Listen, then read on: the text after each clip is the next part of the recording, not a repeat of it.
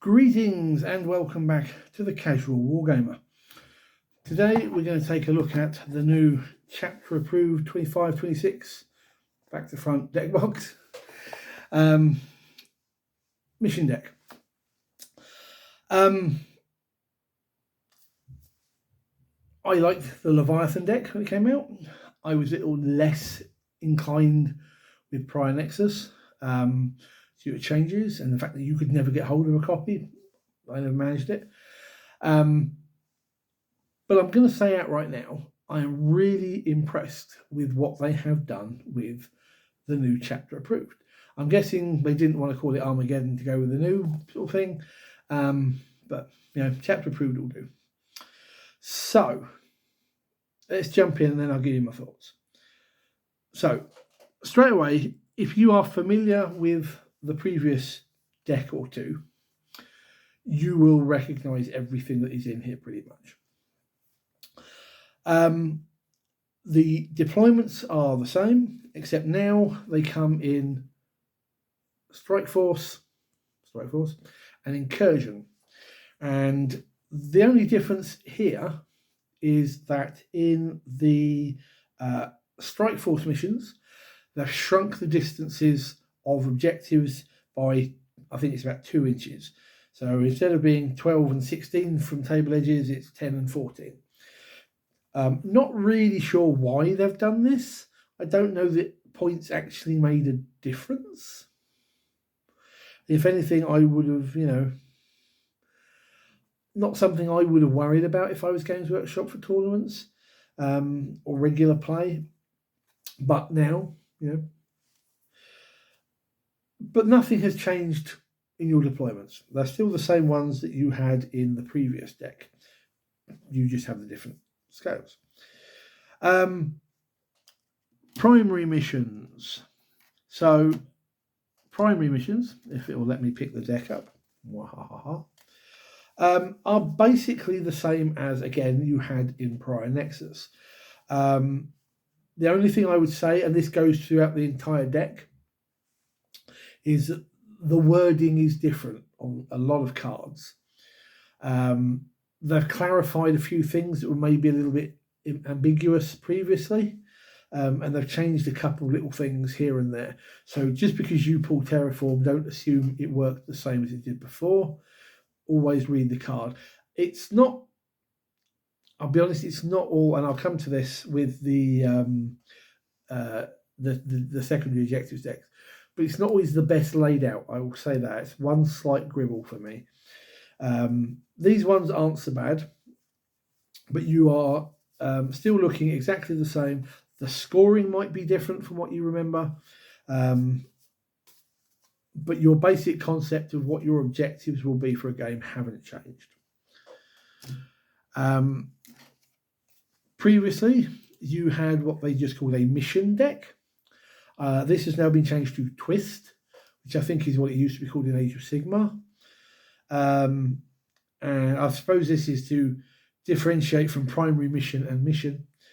Now, these are slightly different. Some of them, you've got a couple the same as what you had before, but largely these change the game in some interesting ways. I shall pick a few out just for reference. Martial Pride, battle line units can advance and perform actions and can shoot and perform actions. That's nice. Night fighting, your shooting is reduced to 18 inches. That's it. Bish, bash, bosh. Ruinscape. If you make a normal or advanced move, you can move horizontally through terrain pieces. Lovely diably. And couple of my favourites. Point blank. So all your ranged weapons that aren't blast now gain pistol. Lovely. Lords of War. Your warlords. Finally a use for the warlord keyword, which I've been grumbling about for a while. All their attacks gain +3 attacks. All their weapons gain +3 to their attacks on your warlord. And then Bloodlust. You can charge up to 18 instead of 12, and you roll 3d6 for the charge. There's certain armies that are really going to do well off of this. Oddly, I hear lots of people saying Emperor's Children will do really, really well off of this. So, scary days. But I really like what they've done here. These have made some interesting. Where I've played it, I've had 4 or 5 games using the new deck, and these actually make things really, really interesting. So a big thumbs up to G-Dub for that one. I mentioned the secondary objectives deck. You still have them, one for the attacker, one for defender. They are still the same as before. I would really like these to be different objectives depending on whether you're attacking or defending. I think that would be a much more interesting way of playing. But hey ho, got to keep those tournament people happy. So again, these are largely what you will remember from Pariah Nexus, but things have changed. The wording has changed on quite a few cards, and so has the points. So don't think that you're scoring the same way you did on the previous deck. For example, Bring It Down, which I put on top of this deck just for this reason. It used to be you scored so many points for each vehicle or monster you killed, depending on their wound threshold. Now it's a simple, you get 4 victory points and only for 1 kill. You don't stack it anymore. These feel a lot more balanced by the scoring than they did before. There is a slight niggle I have with some of these. See if I can find one. Yes, in fact, I'll keep Bring It Down as the example.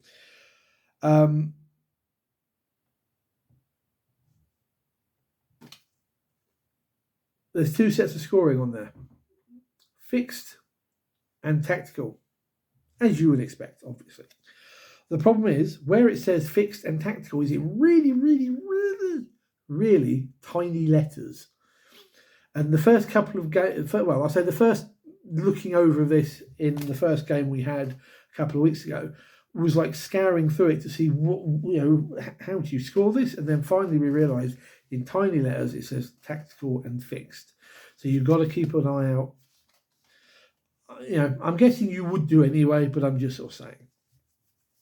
But these feel, yes, as I said, these feel much more balanced than they used to. So thumbs up. So in all, I like what they've done with this deck. I think it's a huge improvement over the Pariah Nexus deck. It feels like it plays a lot better, and that's always a good thing. But that's not everything, because they have made some changes. Here's your little bookie book. Now, I have to admit, I'm not entirely sure how much has changed because I never got a Pariah Nexus deck, so I never managed to get the little rule sheet that went with it. But they have made certain changes. So, as we mentioned, there is a difference in incursion and strike force deployments for where the objectives go. But you also now have, in incursion missions, it's a rule of 2 rather than a rule of 3, and a rule of 4 instead of 6 for battle line. You can only contain 1 Titanic character. Not the Titanic character thing. I get you. Titanics are really horrible in small point games, but I'm not really sure why you needed to adjust this for everything else. Some people have said it's to stop people spamming certain units. That's how you built the game, G-Dub. But hey ho, not a big wibble. The other thing is challenger cards. Before I forget, where have I put those? Is it this? Yes. So I knew there was something I was going to forget doing this video. So previously, you had, if you were the losing player, you had the option of some extra cards you could either randomly draw or pick that would give you an additional objective, a secret objective that would score you like about 30 points. It might not necessarily win you the game, but if you were lucky, it might be that little pip you needed to beat the opponent. I found that both in the Leviathan and the Pariah Nexus decks, they were almost impossible to achieve unless you were incredibly lucky. This is a big fix. I like this much more.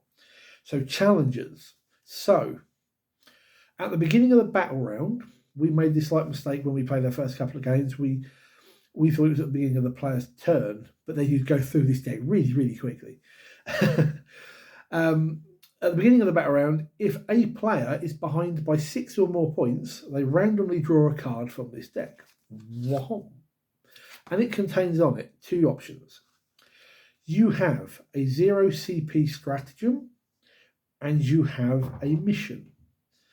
And the stratagems, there's like one that's like a reduced version of grenade. It's like 6 inches. You've got one where you can make a unit move an extra d6, things like that. For 0 cost, you might use, or you can do the mission. You don't get to do both. And the mission might be to destroy a unit.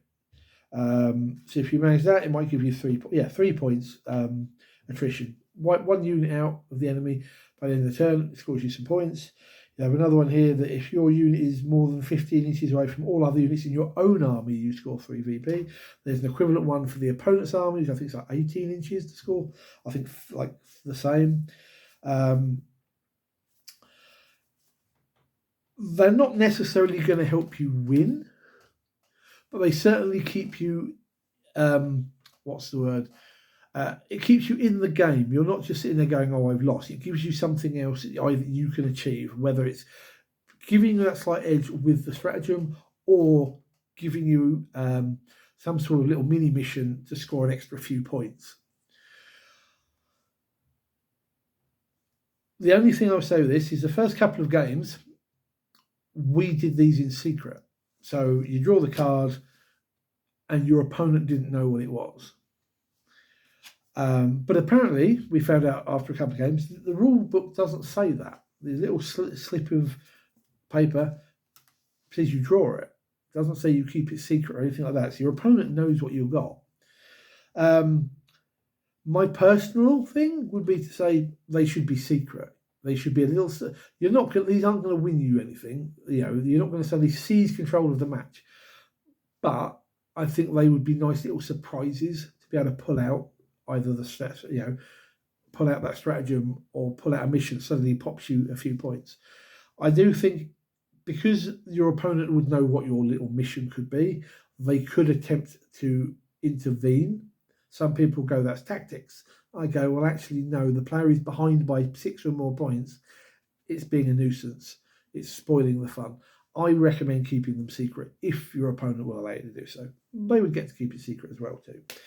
But I like these. These are much more doable than the old, here, try this and see if you can get some points out of it, that were almost impossible. This is a good change, GW. But that's not all, as they say. This deck also comes with asymmetrical war. And our first tournament a couple of weeks ago, our local game store, was an asymmetrical war tournament. This was sort of like dropped on everybody about a week beforehand, but we all sort of brought our usual decks anyway, which was cool. So how does that work? Okay, well, first things first. You have, it's weird, it's strange, it's interesting. You have really weird deployments. There are 5 deployment cards for asymmetrical war, and they would be something weird like pincer attack, where the attacker is these little blocks at the bottom and the defender has an arrowhead. There's a similar sort of thing with defensive line. And the reason I say interesting is because things like behind enemy lines, there's a big open space, but it's not their deployment zone. So it's pointless trying to jump into that. You've got a much more narrower field of where you're going to go. Last stand, where the attacker almost surrounds the defender in the middle of the table. Lovely jubbly. And then tip of the spear and breakout, which again, very unusual, but fun. They're a bit more awkward to measure out, but hey ho.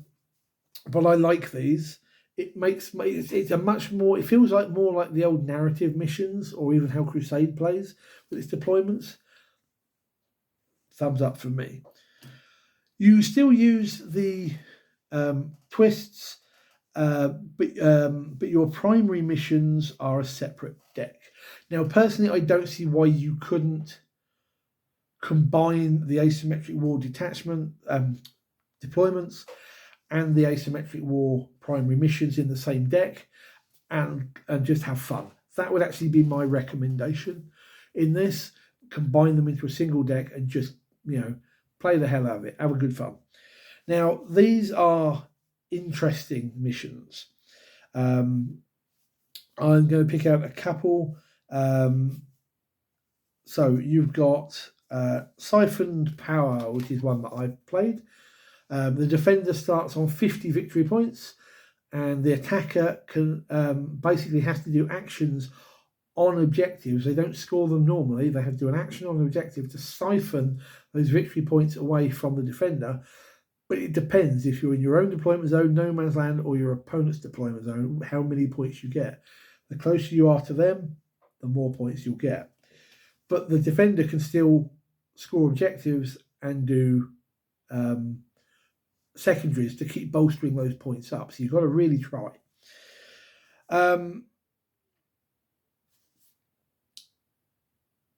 Uneven Ground is another one. Not so weird, but it's still a control type mission, but you score 2, 4, or 6 victory points for whether the objective is in your deployment zone, no man's land, or the opponent's deployment zone. So it forces you to go forwards and do things. Again, as I said, you can just drop these in. I don't think they're as weird as maybe I'm making out. They could easily fit into a normal game. But you use this with your twists and your challenges, and it creates a really fun game. Asymmetric War was fun for the tournament that we did. I don't think if you're going to be the sort of people or person or group or whatever that plays competitive, sort of heavily competitive games, then you're not probably going to enjoy Asymmetric War because it doesn't play to that style, that format. But if you are a casual or narrative, or you're just playing a bit of a beer and pretzels game with your friends, like 40k should be, it's a great way of doing it. But if you're going to do it, slide it. I'm going to keep saying it. Slide those cards into the normal deck and play. The other thing for Asymmetric War is the once you determine who's the attacker and defender, the attacker always sets up everything first, and the attacker always goes first. That's the other weird thing for Asymmetric War. I'm not really sure why. Even looking at like the deployments, I can't really see that it makes a huge difference, except maybe on 1 or 2. But hey ho. Anyway, so yes, this is a really big improvement on the missions deck for as far as I'm concerned. Games Workshop have done a really good job with this. I'm much more enjoying the match play games using this deck than I did the previous ones. So if you haven't picked yours up yet, shame on you. Go out, get it, give it a try. Let me know what you think of the changes, and if you've played Asymmetric War, what did you think? And if you've combined the two sort of things together, how did that play out for you? I think you have a great deal of fun. Anyway, thanks for watching, guys. Give us a thumbs up, hit the subscribe button, and I'll see you in the comments and in the next video. Until then, take care. Good gaming.